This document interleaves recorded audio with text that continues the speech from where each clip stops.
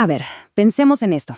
Izquierda, derecha. Nos hemos pasado décadas usando este mapa para tratar de entender la política. Y la verdad, era cómodo. Era simple, parecía claro. Pero, ¿de verdad sigue funcionando? En esta ocasión vamos a meternos de lleno a desarmar este eje, para entender por qué, en el mundo de hoy, esas viejas etiquetas como que ya no terminan de encajar.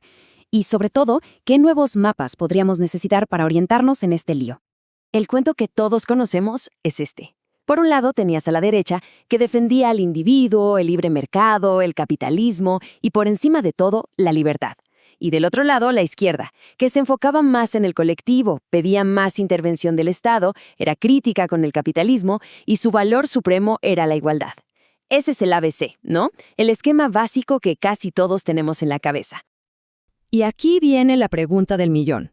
Porque si todo fuera así de fácil, pues no haría falta esta explicación. La realidad política se ha vuelto un enredo mucho, pero mucho más compleja que una simple línea recta. La propia historia, de hecho, empezó a ponerle las cosas muy difíciles a este modelo. Y es que las primeras grietas en este modelo no son de ahora, ¿eh? Ya en pleno siglo XX empezaron a aparecer movimientos que sencillamente rompían el esquema. Ideologías que agarraban cosas de un lado y del otro y que hacían que la etiqueta de izquierda o derecha fuera, pues, básicamente inútil para describirlos. A ver, tomemos un caso que es un verdadero dolor de cabeza para esta clasificación, el fascismo.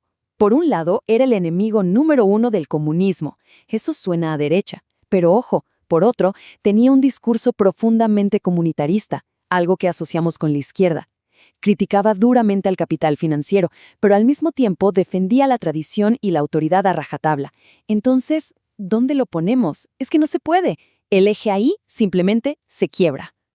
Y bueno, la cosa se complica todavía más, porque esas grandes ideologías que creemos conocer tan bien, como el liberalismo o el conservadurismo, no son un bloque de concreto.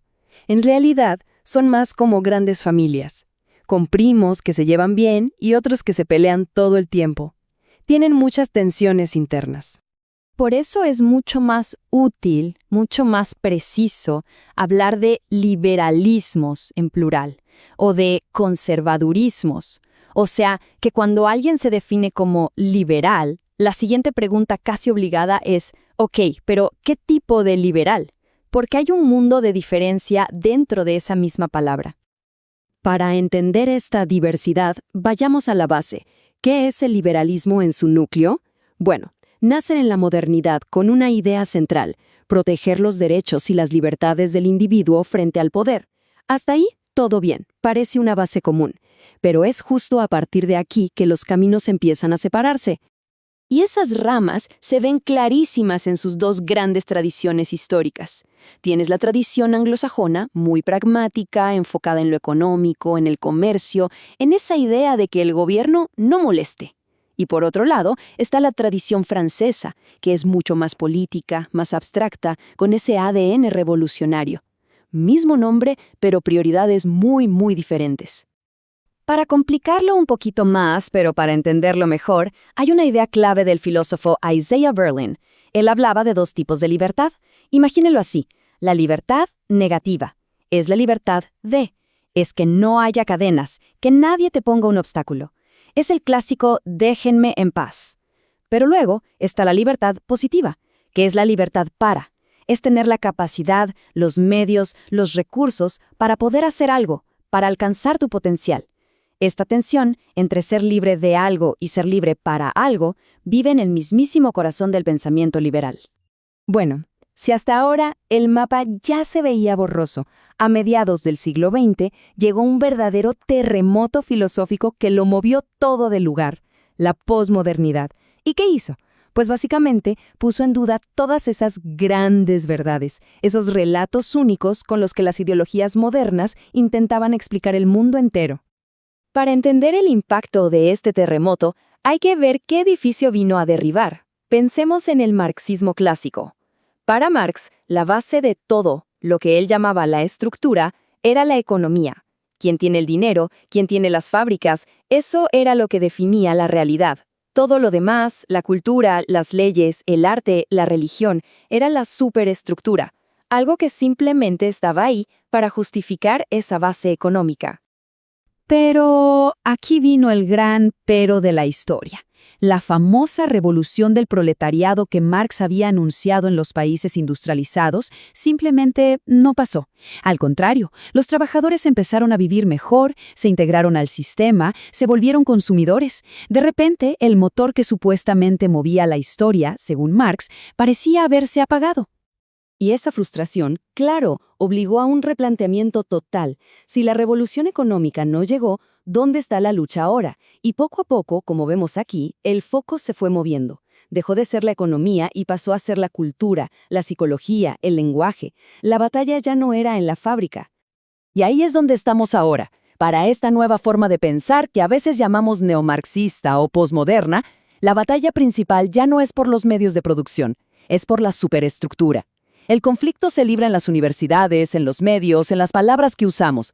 El eje del conflicto se mueve del dolor físico del obrero explotado, al dolor psíquico, a las ofensas, a las luchas por la identidad. Entonces, hagamos un recuento. El viejo eje izquierda-derecha está hecho pedazos. El campo de batalla político se ha redefinido. ¿Y ahora qué? ¿Con qué brújula nos orientamos? Bueno, pues hay quienes proponen que están haciendo un nuevo eje, uno que quizás explica mejor los conflictos de hoy. Y este nuevo mapa podría verse algo así. Por un lado, una postura que podríamos llamar globalista, que apuesta por valores universales, por la apertura de fronteras, por organizaciones que están por encima de los países. Y en la otra esquina, una visión más patriota o populista, que pone el acento en la nación, en la soberanía, en la comunidad local y en la importancia de las fronteras. Es una tensión entre lo abierto y lo cerrado, lo global y lo local. Fíjense en el viaje que hemos hecho.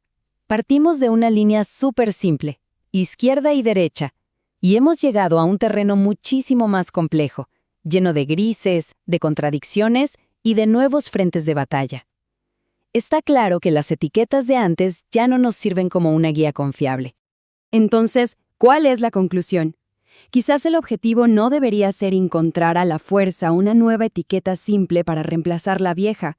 A lo mejor el verdadero reto, la habilidad clave para entender el mundo de hoy, es justamente esa: aprender a moverse en la complejidad, a pensar más allá de los eslóganes fáciles.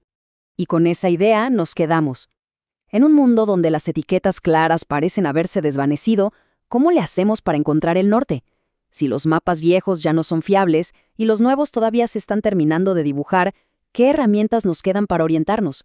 Es una buena pregunta para dejar sobre la mesa.